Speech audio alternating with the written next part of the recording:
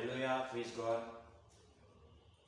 Um, we thank the Almighty Lord for giving us another day. And today I hope you'll be blessed. My name is Alicia Usu Prince, and this is Christ for All People Ministry. And today I want to share with you the gospel of Jesus. And I've titled my sermon that He has made everything beautiful in His time. Amen. That He has made everything beautiful in His time. And let's go to the scriptures. Ecclesiastes chapter number 3, verse 9 to 11. Ecclesiastes chapter number 3, verse 9 to 11. I read, "What gain has the worker from his toil?" Verse 10. "I have seen the business that God has given to the children of man to be busy with." Verse 11. That's where our title is. That He has made everything beautiful in His time. Amen. Solomon said that He has made everything beautiful in His time. Amen. So, the world comprises very many things, including bad, good, huge, small, ugly, beautiful, and many more. Are you getting me? But all these things will be in a state of the way it is in a specific and appropriate time or period. Amen. So to be precise with the title, beauty also have the state in which it is beautiful under a certain or a period of what? Time. Amen. The scripture says He has made everything beautiful in His time. So according to the knowledge and the wisdom of God, all His creatures have the time or period of being beautiful. Further example is human beings. Everyone sees himself beautiful under a certain or appropriate or a period of what? Time. Let's look at some examples in the Bible. Let's go to the scriptures. According to Judges chapter number 6, verse 11 to 16. Judges chapter number 6, verse 11 to 16.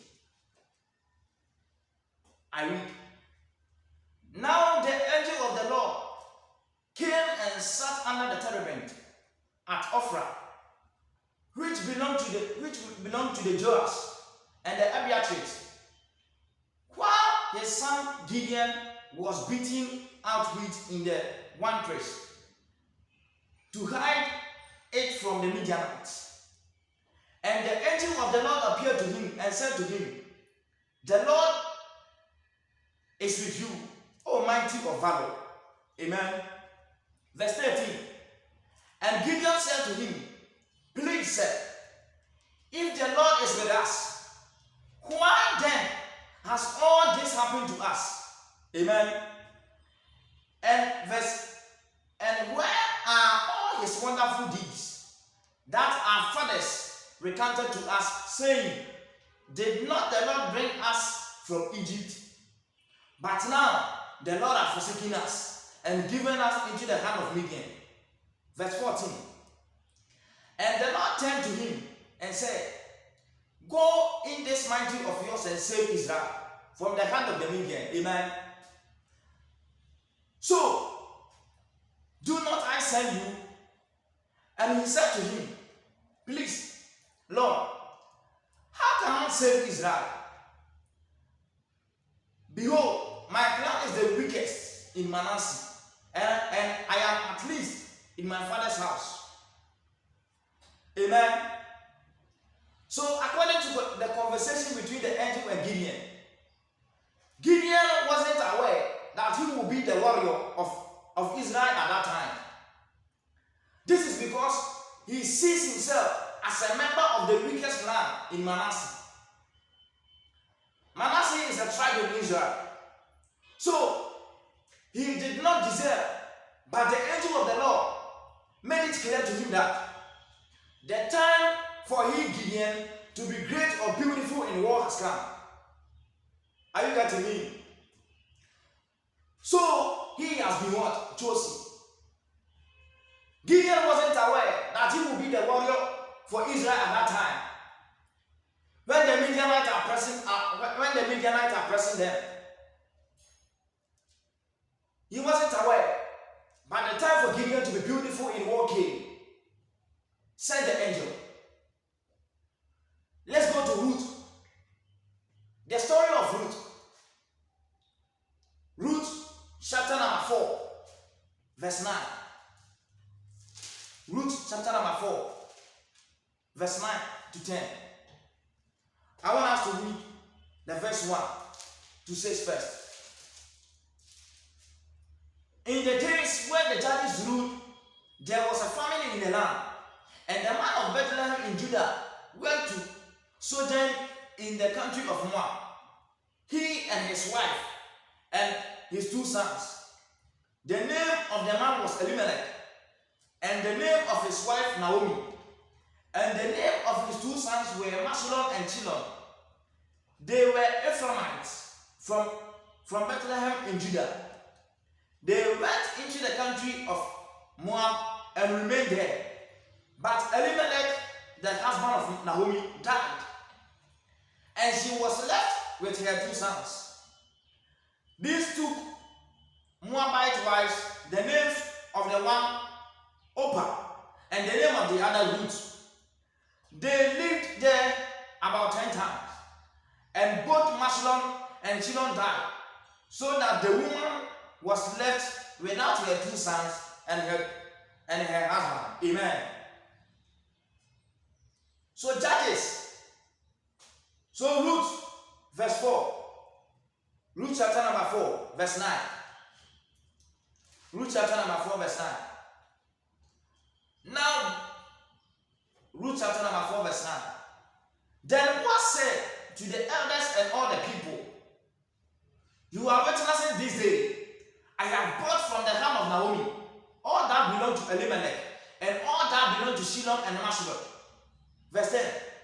Also, Ruth the Moabite, the widow of Mahlon, I have bought to be my wife, to perpetuate the name of the dead in his inheritance, that the name of the dead may not be cut off from among his brothers and from the gate of his native place. You are witnessing this day. Amen. So, but when you analyze this scripture, Ruth was a Moabite, not even have a portion in Israel. Ruth wasn't beautiful when she was with Mahlon. Naomi and Ruth worked together as a mother and a daughter. But the time for Ruth to be beautiful in marriage came because she wasn't beautiful in marriage in the earlier days. So Boaz, an Israelite in the tribe of Judah, married Ruth and gave him a son called Obed, who was the grandfather of David. That's where Jesus Christ came. Amen. Ruth wasn't even have a portion in Israel. But through Ruth, Jesus Christ what? Came. Are you getting me? So the time for Ruth to be beautiful in marriage came. The time for Ruth to be beautiful in marriage what? Came. I speak to you that you also, your time will come. Your time for you to be beautiful in marriage will come. And people will say, and people will say to you that, are you sure that you are married? That are you sure that you have overcome the devil? Amen. Let's look something. Also in Luke chapter number 1, verse 30 to 33. I want us to show you something in the scriptures. Luke chapter number 1, verse 30 to 33. Luke chapter number 1, verse 30 to 33.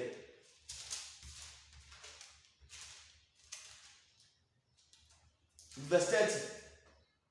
to 33. Amen. And the angel said to her, do not be afraid, Mary, for you have found favor with God. Verse 31. And behold, you will conceive in your womb and bear a son, and you shall call his name Jesus. He will be great and will be called the Son of the Most High.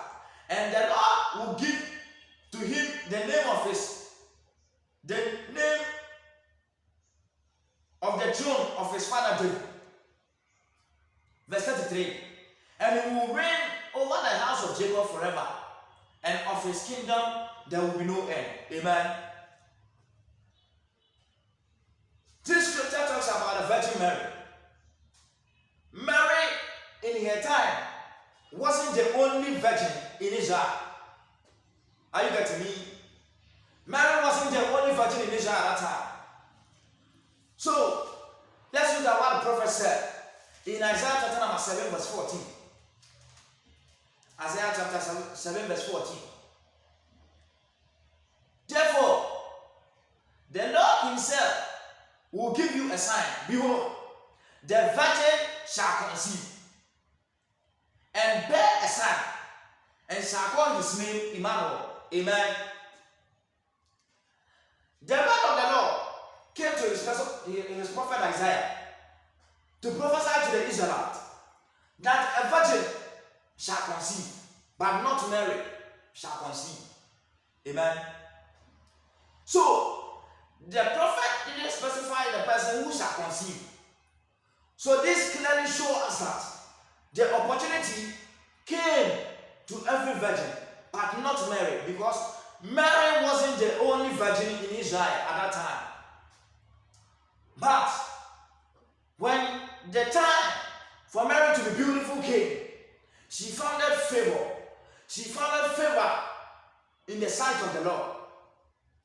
Now, Mary has become popular because he has given life to the world, which is Jesus. Amen. Mary has found favor now in the sight of the Lord. And Mary is now beautiful. Amen. Let's look at Nazareth.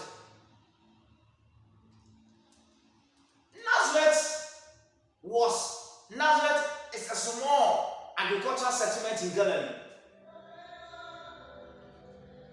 Nazareth wasn't a town of not more than 2,000 people. Due to that, people in Galilee doesn't respect the village Nazareth because it always produced poor people. I'm an old student of Christ, and at my time, the whole school was even more than 2,000. Amen. So, if my school was even more than 2,000 and Nazareth wasn't even more than 2,000, then it means Nazareth was indeed a village. Amen. Nazareth was indeed a village.